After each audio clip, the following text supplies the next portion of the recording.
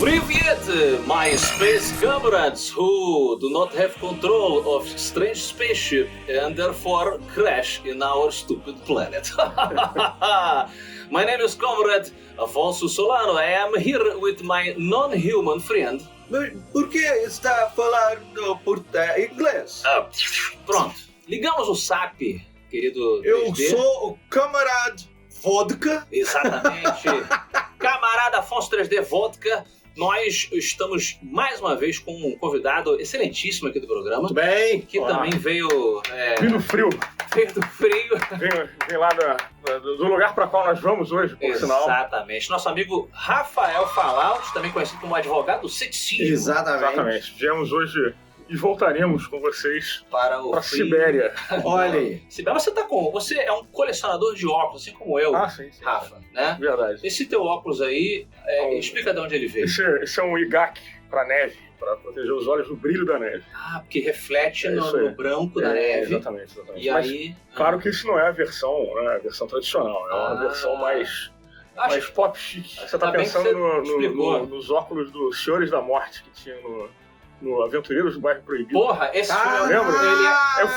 Na verdade, esse GAC quem fez fui eu. E eu fiz por causa desse filme. Sim, tem essa cena aí do filme. É verdade. Isso.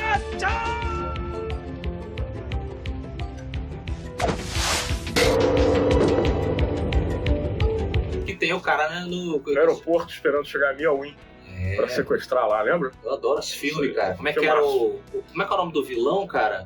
O Lopan. Ele faz um negócio com a unha. Eu não me identificava. Pô, sério? Com o vilão? Com filme? Ninguém do com filme? Nada? Tá. Beleza, ok. Tudo bem.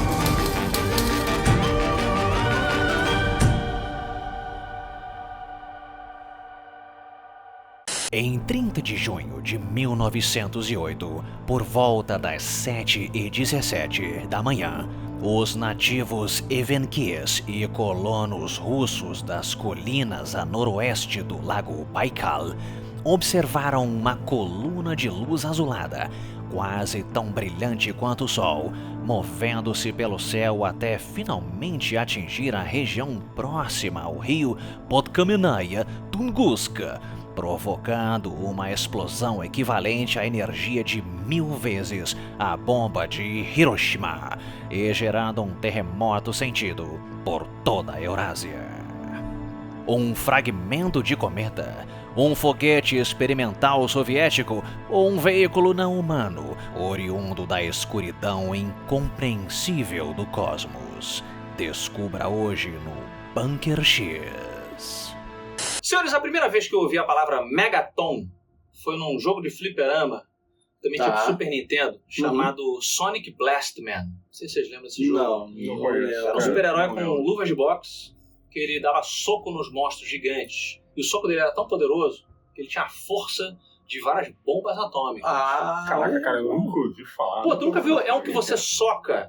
No fliperama tem um saco de boxer, assim, e a galera vai lá, soca e aparece assim: você acertou 10 Megadon. Sim. Sonic Blastman. Desse personagem. É desse personagem. A primeira vez que eu ouvi falar na palavra Megaton foi um amigo meu falando assim pra mim: se você não se calar, eu vou te dar um Megaton buscante. Específico? Aí um Megaton buscante, eu descobri que ele tá querendo dizer que ele queria me socar.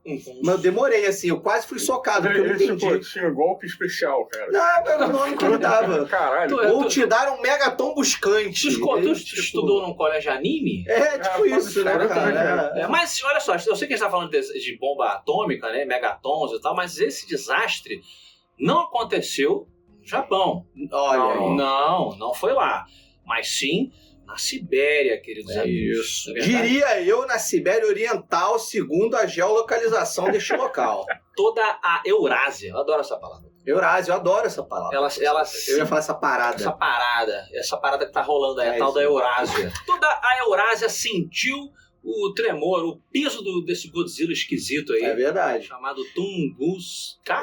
Tunguska.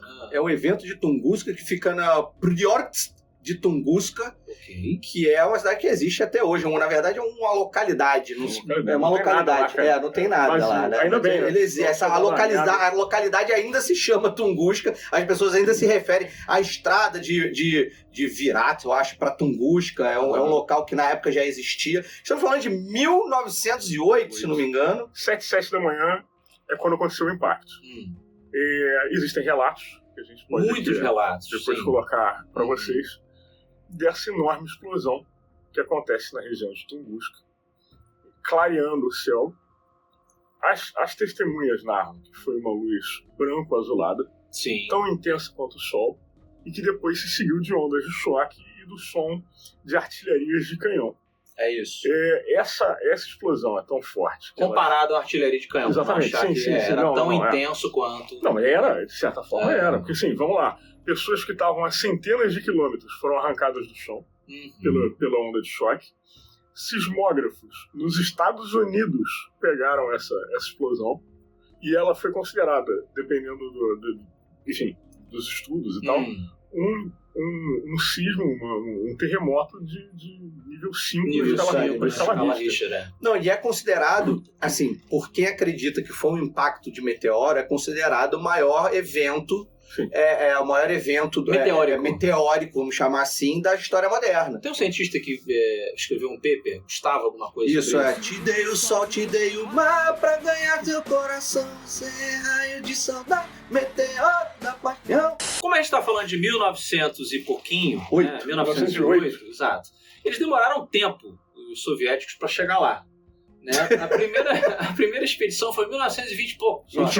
1921. Mas tem uma razão para isso. Ela não aconteceu antes, porque eu devo lembrar a vocês, entre 1908 e 1921, a União Soviética estava se formando e era um local e um momento meio complicado para se ficar dando soco por aí. E tivemos a Primeira Guerra nesse momento. Também.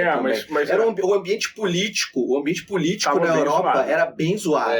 Era uma parada, e assim, principalmente os russos, porque assim, aquela área ali, vamos combinar que é zero população praticamente ali, aquela meiucona ali. Então, cara, pro Kremlin mandar alguém pra lá era uma viagem. Pra lá, exatamente. Era uma viagem, de, sei lá, dias, mesmo que fosse de avião, ainda assim, tá falando de 1908, né? Acho que é comparável em termos de isolamento, pra galera que de repente não tá muito ligada na coisa, é quase, ou mais até, letal e isolado do que o interior da Amazônia. Tipo isso. A gente vai botar uma mapinha aqui, os perigos são diferentes, os problemas são diferentes, mas é um lugar mega isolado, cara. Mapinha aqui pra vocês entenderem aonde foi, como é que é a Europa e onde foi, tá, o evento.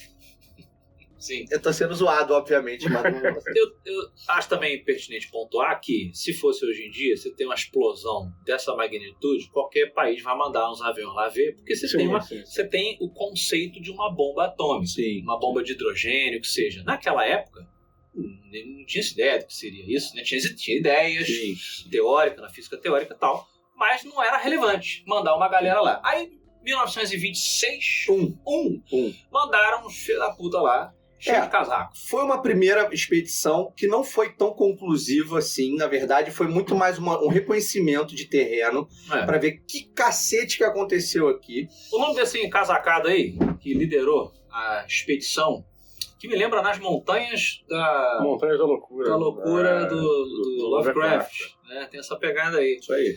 Mas o Leonid Kulik foi o cara que foi lá e ele investigou o lago o quê? Aí, vou ferrar o Solano. Qual é o nome da bacia que ele foi investigar, Solano? Vamos ler aqui nos nossos papéis aqui, ó. Nós temos um papel.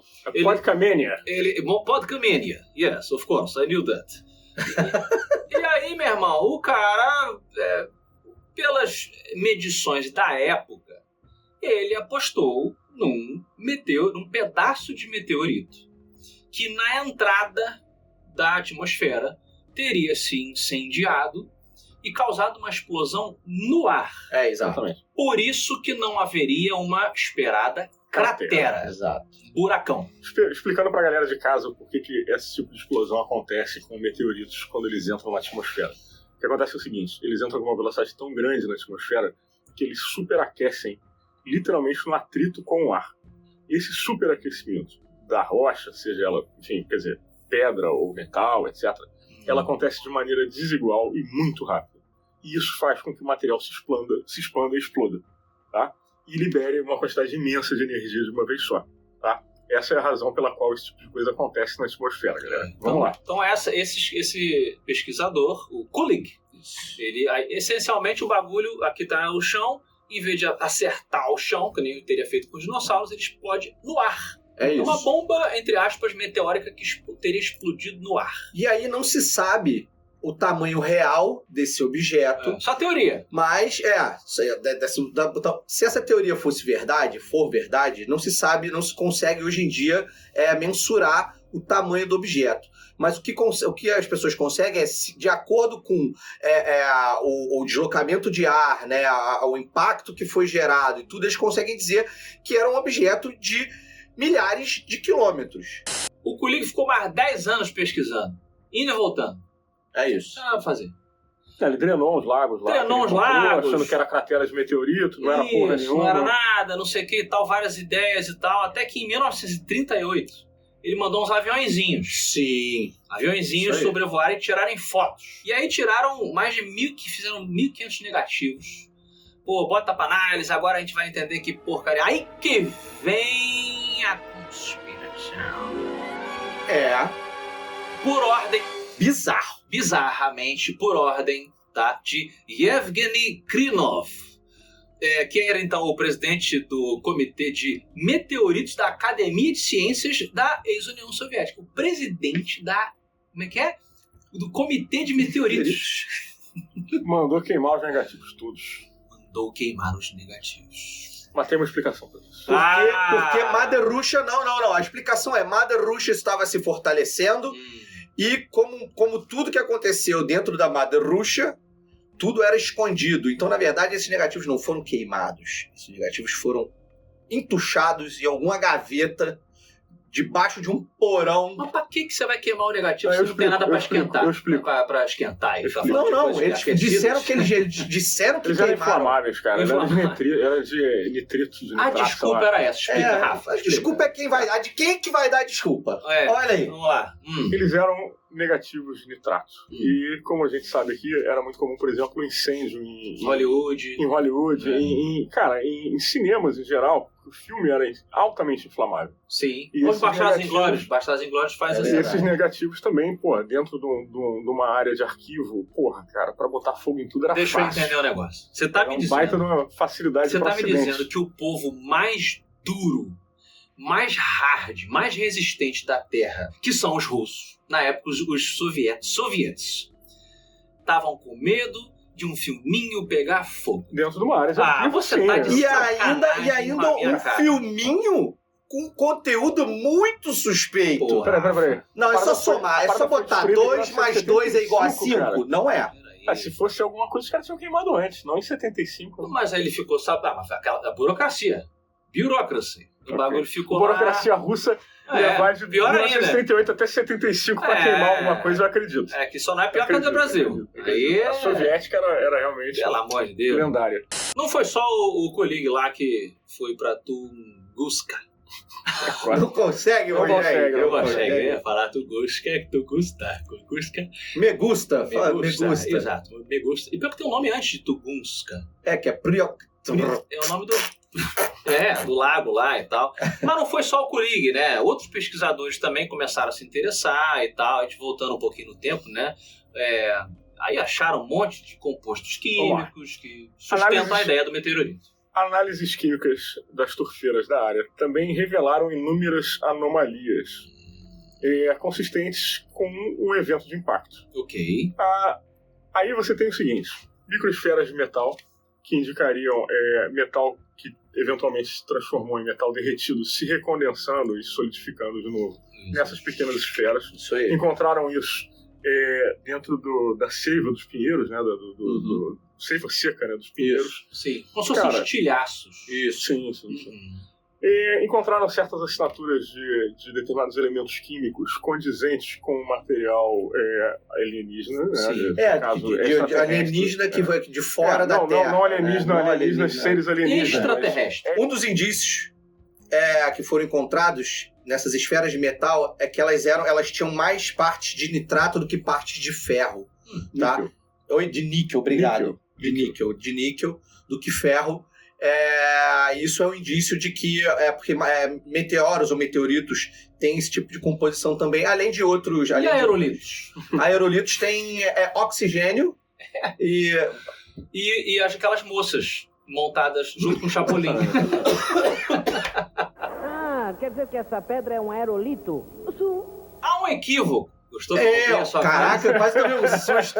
Não, então, rolou um embate entre diversos cientistas que depois dos anos 40, anos 40 e 50, começaram a estudar a área, porque essas fotos que foram tiradas em 38 trouxeram diversos pântanos, né, formações de pântano naquele local que antes era uma floresta gigantesca. Então, isso talvez, alguns cientistas diziam que talvez pudessem ser pântanos criados por estilhaços desse meteorito.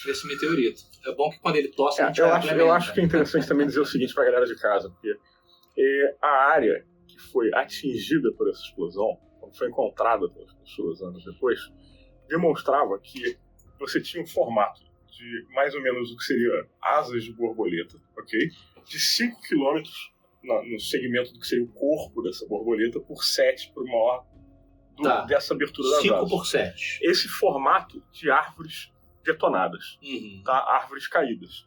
5 km por 7. Tá? Isso dava uma área gigantesca de floresta completamente derrubada.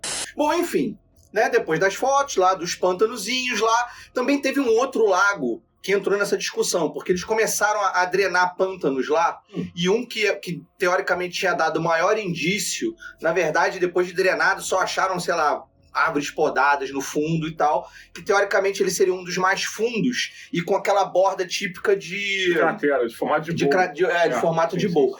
Mas depois... Bowls? De bowls, do bowls. Bowl. De bowls bowl. teve hoje, como aqui, ó. Uma bowl, você quis dizer tipo uma... Mas teve um outro lago, peço perdão aí pelo vacilo, porque esses nomes eu não sei dizer, mas era Leninski. Inventa aí, pô. Um outro lago. Paulo Leminski. Lago Paulo Leminski. Mentira, não é esse nome não, tá, cara? Que ele também se provou, com o estudo geológico dele, ele também tinha se provado também em formato de abaulado, né? De bowl. Só que ele tinha um formato de bowl meio lateralizado. Como se algo tivesse batido assim, em 50 graus. Angular. Tá. E aí, obviamente, que foram estudar ele. Só que o primeiro estudo, nos anos 40, disse que o lago tinha mais de 3 mil anos. Só que refizeram esse estudo nos anos 70. Ok. Tá? Dizendo que o lago não tinha estudo de idade. O lago era mais novo e aí variava entre 100 e X anos. E em 2007 fizeram um novo estudo. Que esse estudo, ao mesmo tempo que refutou o fato dele ser uma cratera de meteoro, trouxe novos fatos para que se estudasse, de fato, ele com outros dados. Porque os dados que estavam tirando, se ele era uma cratera ou não, eram dados geológicos de tempo de... Dele ter sido criado. De tempo de criação dele. Lá. Isso, quanto tempo ele estava lá. Esse estudo de 2007 refutou todos esses dados por causa dos sedimentos, da altura de sedimentos e tudo, mas ao mesmo tempo trouxe... Ele era mais velho do que o problema lá. Exatamente, só que ele trouxe à luz uma outra coisa. Então, já que a gente está nessa discussão, vamos mergulhar e vamos tentar, não drenar, mas vamos tentar achar alguma coisa dentro do lago. E, de fato, acharam uma pedrinha lá dentro, de um tamanho pequeno, e que estão estudando até hoje... A Pedra de John, que eles chamam. Não tô de sacanagem, não. É o nome do pedra mesmo? Tá aqui, eu não sei se a Pedra de John. Porque quem achou foi o John Anfinogenov. Anfinogenov. Isso. John Anfinogenov. Foi esse cara que encontrou esse pedregulho aí e falou assim: aqui, ó. Ainda deu o nome dele ainda. Eu faria, por exemplo. Eu também faria isso. Porque é a Pedra de Afonso. E aí, se o rolê tá rolando até hoje aí. Ou seja... Ainda é inconclusivo. Tudo é inconclusivo. É que nem documentário da... Tu vê 2 horas de documentário no final documentário da Discovery Channel. 2 horas, indo e voltando. Que é uma porcaria, sempre indo e voltando. No final Agora, como todo bom causo, isso tem testemunhos, não é mesmo, Afonso Solano? Exatamente. A gente tá muito aqui, como o cientista, às vezes, ele se desliga da humanidade. Ele fica tanto ali no laboratório, botando o olho no microscópio, ou na luneta, ele esquece que as pessoas tiveram suas experiências. Traumas, Rafael. Traumas. A testemunha era de fato indígena, na verdade. Quem era? Fala o nome dele que você tá... Decorou. Então, a testemunha se chama Xunshan. Xunshan. Não é com X, não é um chinês, é com CH, então deve ser Xunshan. Boa! Da tribo Chaniagir, com o registro de I am Suslov. O Suslov, em 1926, fez uma série de entrevistas ali e tal. E o mais contundente, a mais impressionante, na verdade, na verdade, é um par de irmãos, né? Isso, são 2 irmãos que estavam lá. Eu vou tentar ler com aquela interpretação austera do indígena, que a gente tem como, né? Porque tínhamos uma cabana junto ao... Porra, fodeu, banana. Não dá pra ler com essa porra desse tablet merda aqui, peraí. Vira pra você, troca de lugar comigo. Assim, não, tava assim, ó. Música indígena aí da região, por favor, né? A gente vai acabar pegando uma música americana, né? Não, é melhor não. Pô, a música do Killer Instinct. Tu lembra do personagem que era um Apache? Mas é um índio siberiano. Mas a gente quer só trazer um climão. Eu botaria, já que o nome do cara é Xuxan, botar a música da Xuxa. Bota a música da Xuxa aí. Bota a música da Xuxa. No fundo aí. Eu vou tentar ler com aquela coisa austera dos indígenas, né? Porque ele diz assim, ó. Tínhamos uma cabana junto ao rio com... Tínhamos uma cabana? A cabana do cara foi pro saco, né, cara? Ela foi pro saco. Você tá dando um spoiler. Ele já deu um spoiler, é verdade. Tínhamos uma cabana junto ao rio com meu irmão Che Karen. Nós estávamos dormindo em sacos de dormir ao lado de fora, perto do fogo. De repente, nós 2 acordamos ao mesmo tempo. Algo havia nos empurrado, um deslocamento de energia, uma energia que empurrou eles. Uma força invisível. Ouvimos um assobio. Sentimos um forte vento. Barulho de vento, 3D. Shekaren disse: você consegue ouvir todos aqueles pássaros sobrevoando? De repente, nós e a cabana fomos empurrados de novo. Desta vez com tanta força que tropecei e caí na fogueira. Caiu na fogueira. Nós começamos a gritar pelos nossos pais e irmão. Mas ninguém respondeu. Irmão! Podíamos ouvir as árvores caindo.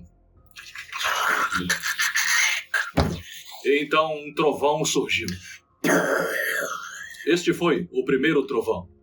A terra começou a se mover e a balançar. O vento atingiu nossa cabana e a derrubou. Lobo mal.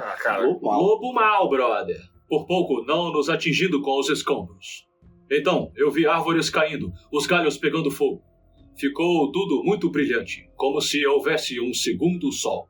Quando o segundo sol o brilho chegar... aí que você falou, Rafa. Meus olhos estavam doendo e eu os fechei. E em seguida houve outro trovão alto.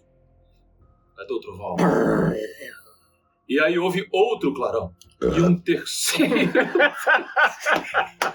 terceiro trovão. Foi esse aí. O vento voltou, nos derrubou e espalhou as árvores caídas. Então, foram várias explosões. Foram 4 explosões. Mas isso tem uma razão de ser, eu explico depois. Então, aguarda que eu quero saber, quero saber essa tua explicação. Mas esses irmãos foram só 2 das testemunhas. Teve uma outra testemunha também que morava a 60 quilômetros da onde teoricamente teria sido o epicentro do impacto. E esse senhor Lenov, alguma coisa também, ele comentou que ele viu tudo de frente, porque ele estava olhando para o norte, ele tinha uma cabana de observação, se não me engano, de pássaros. Ele estava olhando, a cabana dele ficava ao sul, né? Mais ao sul, e ele estava olhando para o norte, exatamente na direção de onde teoricamente teria sido o ponto de, não de impacto, mas do ponto de explosão. E ele narra que, a princípio, quando ele olhou, o céu ficou muito claro, ele olhou, parecia que o céu estava sendo partido ao meio. Esse relato é maneiro. É muito maneiro, esse relato é incrível, porque ele diz, cara, parecia que o céu estava sendo partido ao meio por uma rajada de fogo, assim, sabe? Tipo, porque ele não via nada, para onde ele olhava no céu, sacou? Tipo a parada não Sim. não acabava. Então, tipo, o céu partindo ao meio e que depois teve um clarão enorme, seguido de um Sonic Boom, né? Daquele Sim, deslocamento de ar, né? E aí ele fala que nesse primeiro deslocamento de ar, que ele meio que viu a parada, obviamente, entre aspas, em câmera lenta acontecendo, porque ele viu as árvores tombando, e ele falou, cara, isso tá chegando, pum, ele apagou. E ele, tipo, acordou, depois com a mulher dele, tipo, arrastando ele pra casa. Sim. Ele não relata ter visto outros, porque ele deve ter apagado. Mas ele recebeu essa lapada de... Esse é o cara que, inclusive, relata que ficou tão quente que ele queria arrancar a camisa, achando que tava pegando fogo. Ele relatou, bem lembrado, Rafa, ele relatou que na hora que esse raio tava se fazendo, logo depois, seguido do impacto, ele falou que sentiu tanto calor que ele só queria arrancar a camisa dele. Ele falou que a camisa dele ficou quente. Ficou como se estivesse pegando fogo. Como se a camisa estivesse pegando fogo. Eu fiz aquela brincadeira no começo sobre os animaizinhos ali e tal, que foram destruídos, né? Mas foi uma morte instantânea. Mas se você imagina 80 milhões de árvores aproximadamente se estima que foram derrubadas. Sim. Você não imagina um ecossistema que vivia ali, né, cara? Tipo, 1000 vezes de Hiroshima, como a gente falou. Cara, completamente obliterado. Bizarro, assim. Então, assim, cara, a gente tá falando de uma casa a 60 quilômetros que, assim... Tipo, o cara foi... quilômetros da explosão. O cara relata que tá queimando o próprio corpo. O cara tava se queimando, sacou? O cara tava queimando o próprio corpo e a lufada de ar.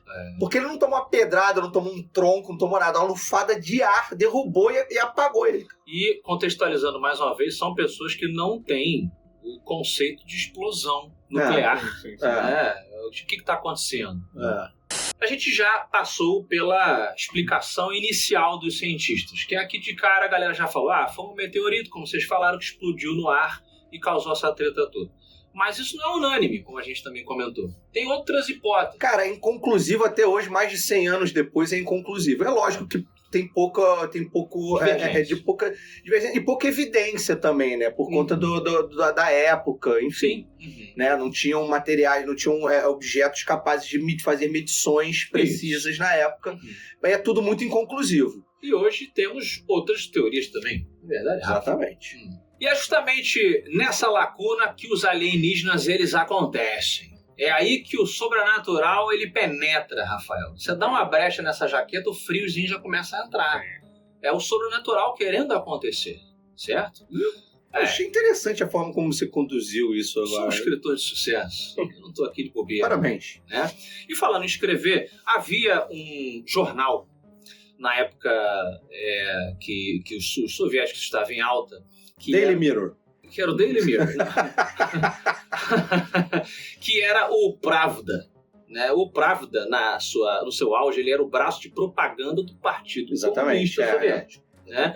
E com a nova administração, depois da treta toda acabar, politicamente, ele se tornou uma espécie de tabloide. Mentia de um jeito, passou a mentir de outro. Há quem diga. Tá?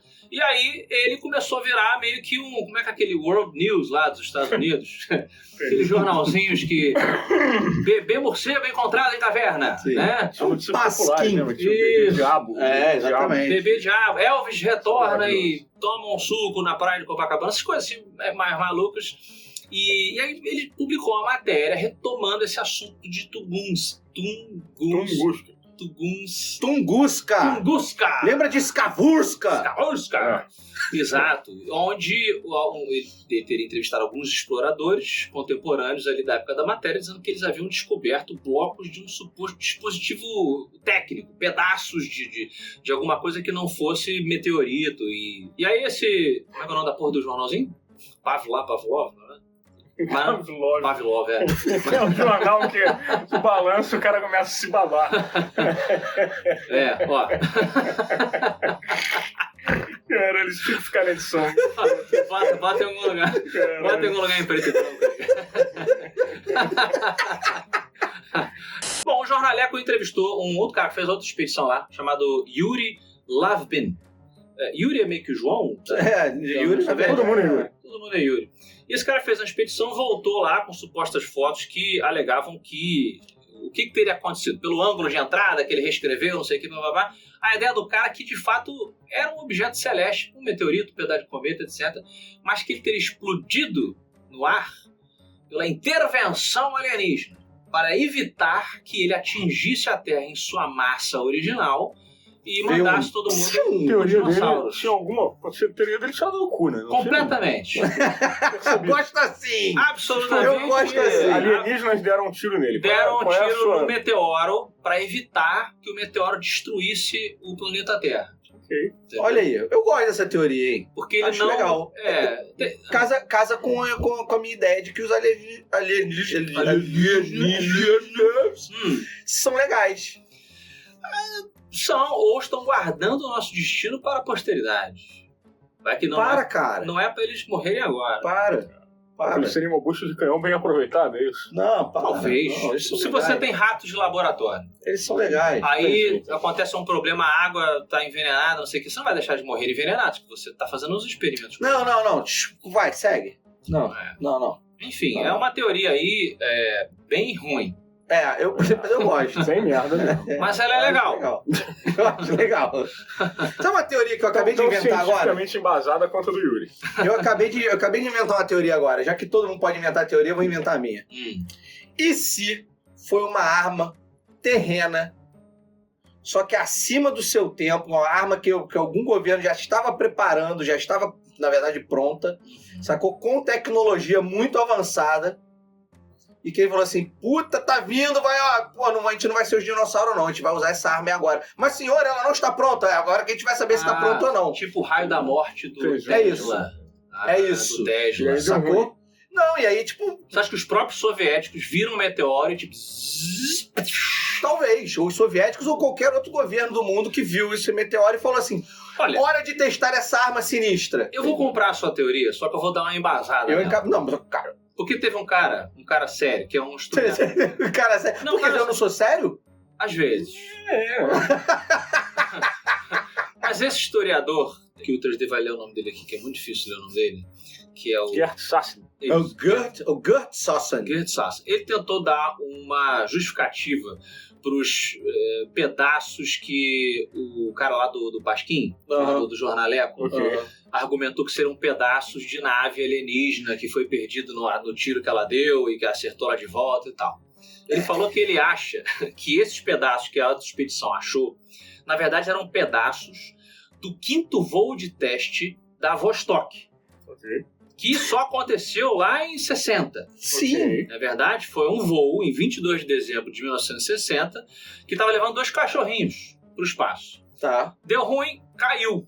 E ele caiu, na hora que ele deu problema, ele caiu na região próxima. Tanto que eles conseguiram resgatar os cachorrinhos. Mortos ou vivos? Dizem que foram vivos. Se for russo, é vivo. Depende da raça do cachorro. Tá sempre vivo. Os russos sempre tá vivo, né? Bota a mão de alguém por dentro do cachorro, assim, o cachorro fica... Yes, he's okay.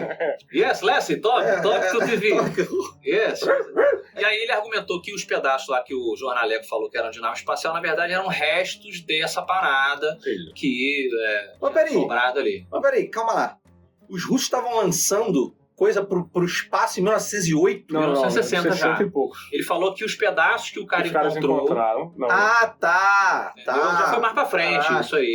Não. É um tentando justificar. Na verdade, o historiador tentou ajudar o amigo. Foi meio essa, né? Vou tentar dizer que o meu amigo... Não parecia tão biruta. Pra não parecer tão doidão e tal. Porque eles encontraram, de fato, pedaços. Aeronaves ali depois. Que porra é essa? Agora por isso, daí que a teoria do cara do tiro espacial aí. Entendeu? Teoria de biruta tem as de antimatéria, tem as... então, você sabe essa teoria maluca aí? Cara, tem uma galera que fala que, primeiro, teria sido uma pequena quantidade de antimatéria, tipo algumas gramas, que viajando pelo espaço chegaram até a atmosfera terrestre. E quando você tem antimatéria tocando matéria, as duas coisas se anulam com uma grande liberação de energia. Tá. Então quando tocou na topo de uma árvore, fez... Também na árvore. No momento que ela bateu na atmosfera, ela já teria... Um efeito de massa. Mass Effect. Chegou ali... Porque, vamos ser sinceros, bullshit, né, cara? Porque, assim, se fosse de verdade antimatéria... Primeiro, assim, várias razões. Não tem antimatéria vagando por aí. Segunda coisa se fosse antimatéria de fato, ela teria detonado muito provavelmente no alto da atmosfera e não claro, naquilo que ela detonou. Não faz então, sentido nenhum. Não faz sentido. A outra lorota mas maluca... Peraí. Fica aqui o questionamento. Se eu estiver falando merda, esses aqui não vão saber responder. Se eu estiver falando merda, você que é do físico quântico aí pode me corrigir. Físico quântico? Mas se você... Mas se... Coach quântico. Coach quântico. Gosto de coach quântico também. A antimatéria, quando ela toca numa matéria, ela gera uma reação em cadeia que pode gerar uma explosão. Não, duas quantidades de matéria igualmente do mesmo tamanho não são Esse is out of my league. Tá? Não, beleza. Matéria e antimatéria. A atmosfera é matéria? É, claro que é, pô. Sim. Oxigênio, Hidrogênio, é tudo matéria. Gases. Logo feito de átomos.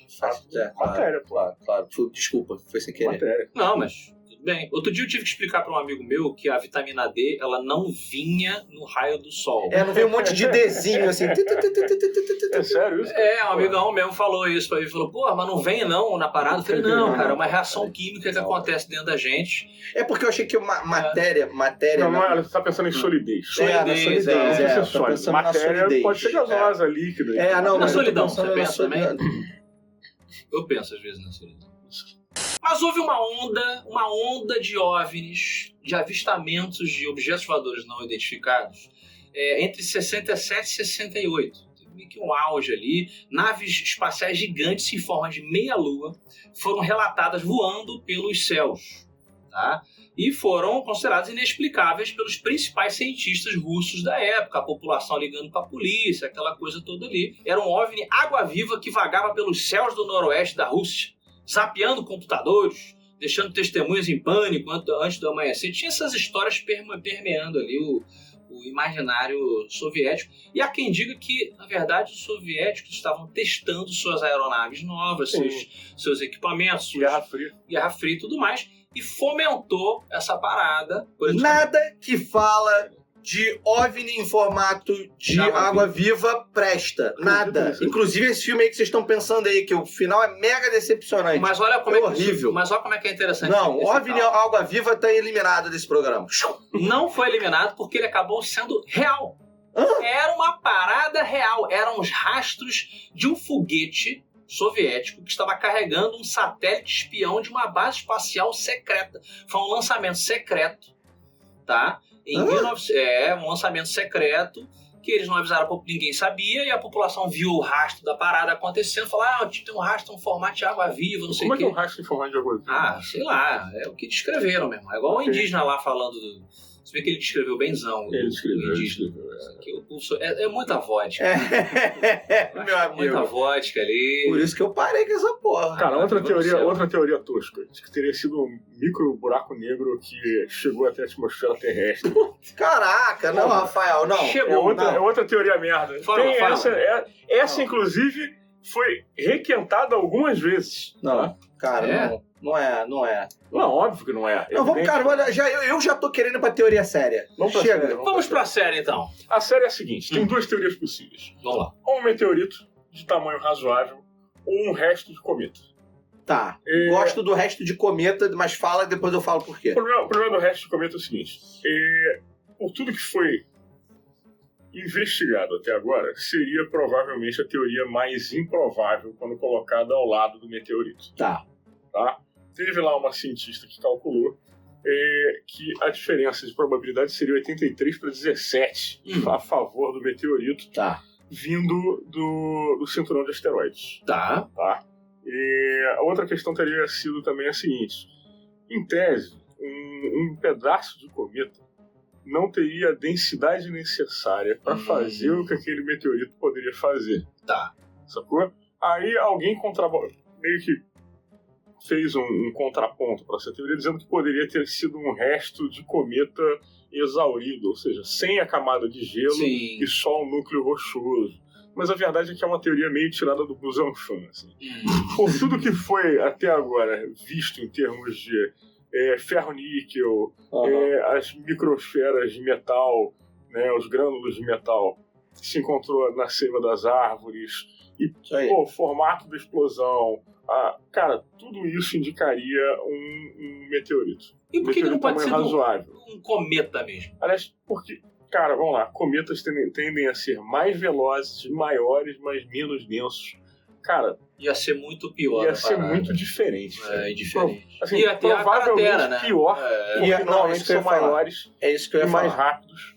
Mas se fosse um pedaço de cometa, saca? Um pedaço de gelo, não faria aquilo. Se fosse um cometa... Se fosse um cometa, teria obliterado o planeta Terra. Exatamente, você não estava aqui agora para ter esse papo. Não pode ter sido. Se fosse um pedaço de cometa, não teria que ser um pedaço de gelo monstruosamente grande, não teria deixado as microsferas.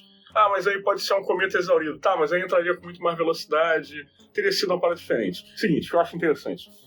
Esse formato da explosão em forma de borboleta indica uma entrada em ângulo. Fizeram vários testes, tanto em computador, quanto em modelos de maquete, e indica uma entrada de objeto sólido em ângulo, explodindo a uma determinada altura em cima da floresta. Quando a gente fala em ângulo, só pra galera saber, porque não caiu retinho assim. Exatamente. Pode parecer óbvio, mas o bagulho veio de lado. Assim. Exatamente. Uma outra coisa curiosa. Esse formato da explosão, formato de borboleta, né, que a gente até falou antes aí, que teria 5 quilômetros. Porra, meu irmão. Motra. No sentido do corpo. Motra. 7 para as asas. Ninguém?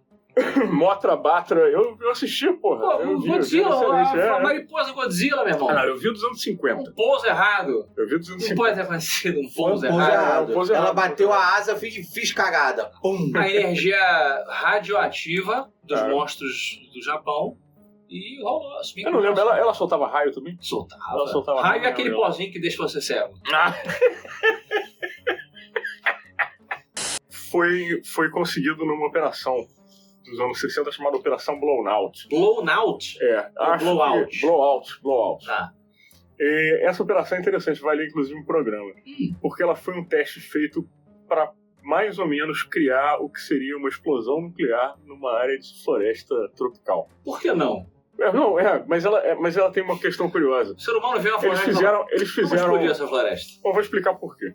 Eles fizeram com explosivos convencionais, colocaram uma porrada de TNT no negócio, explodiram e depois destruiu essa área, que ficou inclusive também com esse formato de borboleta, puseram soldados para atravessar ela e os caras relataram que tinha até 1 metro de folha, difícil de se mexer e tal.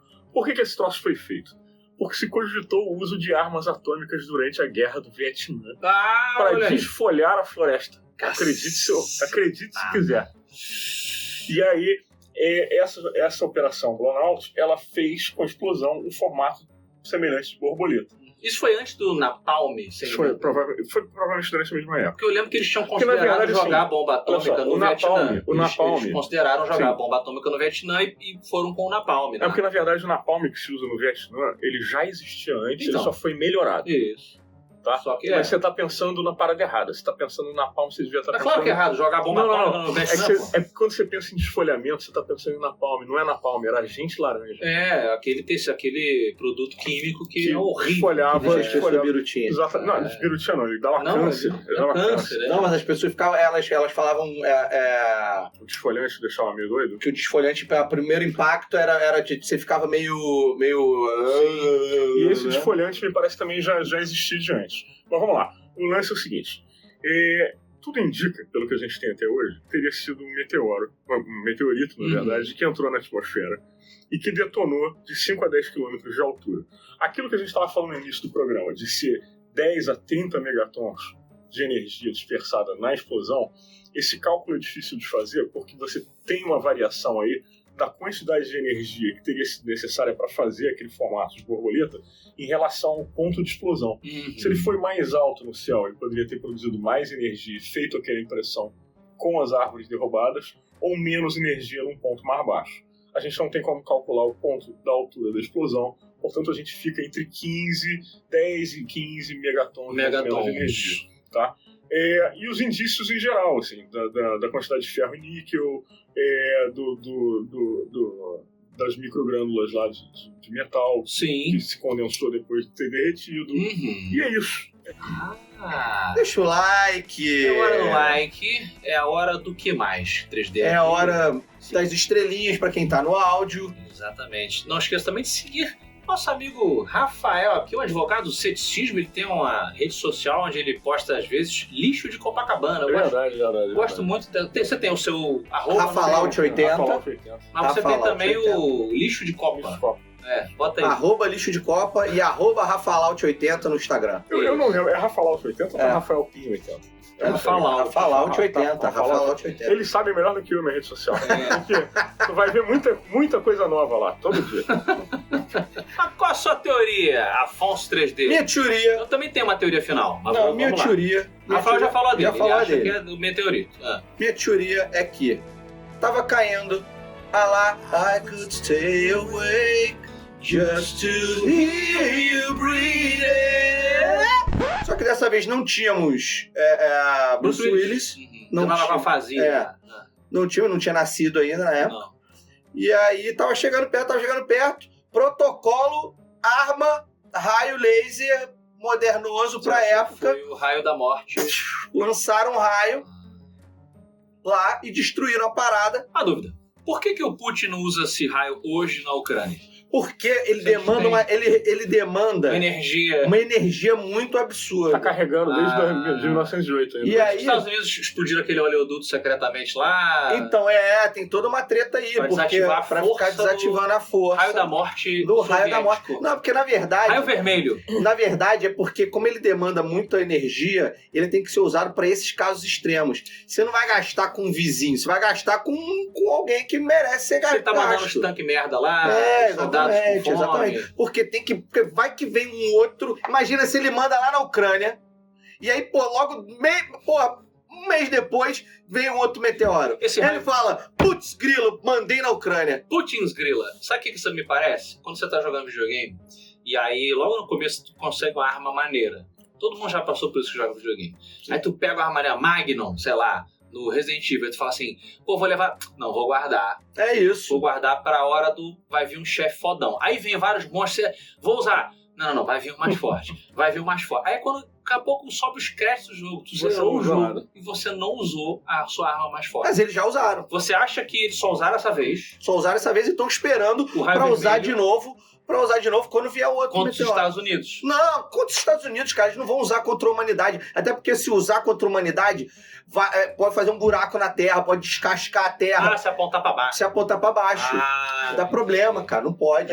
Eles vão acabar com a Terra. Essa ideia do Bruce Willis aí ter falhado era uma boa, inclusive, pra gente puxar a ideia de que esse tipo de acidente que a gente teve em Tunguska, com a entrada de um meteorito na atmosfera causando uma grande destruição, pode acontecer de novo.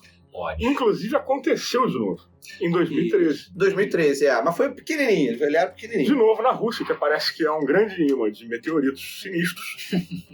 Porque é no polo, e aí tá mais na extremidade. Mas o que acontece? Em 2013 entrou de novo um meteorito lá, e causou uma quantidade de prejuízo bastante razoável, inclusive muitos feridos, milhares de feridos, me parece. Não teve nenhum ferimento letal, nada. As pessoas não morrem lá. A galera chuta de volta. Eu não esqueço do vídeo, o primeiro vídeo que viralizou, que é um cara dirigindo lá, ouvindo o rádiozinho, aí a câmerazinha mostra o brilho do meteoro, meu irmão, ensolarando o retrovisor dele, em vez do cara entrar em pânico, ele simplesmente ajeita o espelhinho como se fosse um farol de alguém e continua dirigindo, meu irmão. E a parada... Não é comigo. Não é comigo, meu irmão. Certo. Isso. Agora, a partir daí, a gente pode presumir que esse tipo de evento é razoavelmente comum. A gente sabe que a gente tem entrada na atmosfera de meteoritos todos os dias. Constantemente, todos os dias. Agora, esses maiores não são tão frequentes. O problema é que eles vão acontecer de novo. E talvez até maiores do que a gente já viu até aqui. É uma preocupação. Exatamente, é uma preocupação com potencialidade, inclusive, de um evento de extinção em massa. E é por isso que o Putin sabe que ele tem que gastar isso aí só quando vier. Entendi. Ele tem essa bala... bala na agulha já. A bala na agulha. Enquanto a NASA tá indo, ele já tá voltando. De repente não é nem da Rússia, cara. De repente é uma parada mundial, um teste mundial que fica apontado lá, é um raio. De repente um canhão da ONU. Um canhão da OTAN, ONU. Não, OTAN não, mas da ONU mesmo, que cuida de tudo. Curioso você ter falado nessa questão do teste, porque a gente fez um teste razoavelmente bem sucedido aqui na Terra, né? Que o Terrac fizeram em 2022. A galera conseguiu fazer o Dart, né? Que foi é verdade. Muito bom, aliás. Foi muito legal destruir aquele... A gente mandou a princípio uma sonda. Uma sonda de impacto, né? Contra uma lua do Didymos chamada Dimorphos. E a gente conseguiu atrasar a órbita da Dimorphos ao redor da Didymos em 32 minutos. O que não está se falando é que estava sendo estudado se ele não estava entrando se ele não estava indo para um outro lugar para entrar em órbita de outro corpo celeste. Isso estava sendo estudado na época e nunca mais ouviu-se falar nisso. Como assim? Mas parece que um dos pedaços que se soltou estava indo em rota de colisão com algum outro corpo celeste importante, que eu não me lembro agora o nome. E aí estava se estudando se essa trajetória, qual era o impacto que essa trajetória poderia gerar em relação ao... O que eu acho curioso nesse teste é que a gente está caminhando rápido nessa direção de ter algum tipo de defesa eficaz. Star Wars! Coisa que até recentemente a gente não tinha. Né? Mas você sabe que isso que você está falando, essa justificativa é justamente o que o Von Braun ele alertou, né? Galera lá naquele nosso primeiro programa aqui do Bunker X, sabe dessa história? Não. Que o Von Braun ele teria alertado, né, uma galera sobre o que o complexo industrial militar estaria planejando os passos para um futuro de dominação através de um único governo, tá? E um dos passos seria uma falsa ameaça meteórica e que através desses falsos alertas e começar a espalhar esse medo tal, de que pode cair o meteoro, não sei o que, precisamos criar armas, fazer bases na Lua, apontar canhão para o céu e o escambau. Esse seria o passo anterior a uma suposta invasão alienígena também falsa. Uma mentira que o complexo industrial militar... Quando que o Von Braun disse isso? Na época que ele estava vivo ainda, falou. Depois procura a Carol Rosen, que é uma das assistentes dele, e ela e alguns dos assistentes falam até hoje que ele falava isso para as pessoas mais próximas. Nazista Birutácio. Birutácio. Eu não faria a minha teoria. É verdade. Eu tenho a minha teoria, que não tem nada a ver com nada disso que vocês falam. Aerolito, pedaço de cometa, tem efeito geofísico, tem gente que falou também, a galera do Sacane. Não, essa parada de efeito geofísico. Falou que foram gases. Não, porque alguém teria que ser muito gás um vazamento. Escuta essa teoria rápida aí dos céticos. Não, subgás. Gás natural vazando lá e alguém foi lá, acendeu um isqueiro e explodiu. Pelo amor de Deus, sabe? Não, meu irmão, quantidade de gás pra tu fazer 15 megatons de explosão. Nada disso pra mim. Também não acho que foi o canhão do Putin, tá? Eu acho que foi o seguinte, tá muito claro. Inclusive nós temos 2 documentários muito bons sobre essa causa. Chama-se Predador. Não sei se vocês se lembram, mas no final do primeiro filme do Predador, quando o Yautja, é o nome da criatura alienígena, ele perde a briga, o que ele faz? Ele aperta lá os botãozinhos. Faz sentido. E ele aciona uma bomba com um efeito de sei lá quantos megatons. Que tem um efeito, como a gente viu no primeiro filme e no segundo filme, os outros também, mas os primeiros 2 são bons, que é muito parecido. A região é uma região florestal. Não, foi caçar urso. Foi lá caçar urso, Rogerinho. Caçou urso, Rogerinho. Exatamente, estava lá caçando um monte de bicho. Devia estar caçando essas tribos todas, os maiores guerreiros. Tem um filme fodão desse último do Predador, eu gostei. Que sim. A gente gravou sobre ele até. A gente gravou na Frequência X. Exato. Meu irmão, foi o Predador, ele ativou o bagulho e explodiu. É isso aí. Gosto, hein? Explica tudo. Faz todo sentido. Gosto mais da minha, mas também gosto da sua. Tem um quadrinho do Alan Moore sobre Tunguska. Tem? Naquela série do Future Shock. Os caras arranjam uma nave pra voltar no tempo, pra assistir e finalmente tirar a dúvida do que foi Tunguska. Aí a nave tem um problema, se acidenta e ela própria foi o que gerou a Tunguska. Maneiro. Paradoxo. É isso aí. Alan Moore Future Shock, leiam, é bem legal. Sim, que a Bunker X Enterprises, eu botei no feminino, eu tive que dar uma adaptada, conforme a frase foi andando, encerra muitos question marks, mas também muitas teorias interessantes no programa de hoje. Quero agradecer ao meu amigo Rafael Rafalaut, advogado do Centro. Não, deixa o like e segue a gente, que tem um monte de gente assistindo aí que não segue a gente. Siga-nos, os bons. Segue a gente aí, por favor. E como diz o seu amigo lá, Sósia, do History Channel, look to the stars e preste atenção. Mas questione as coisas, pra não ficar preocupado.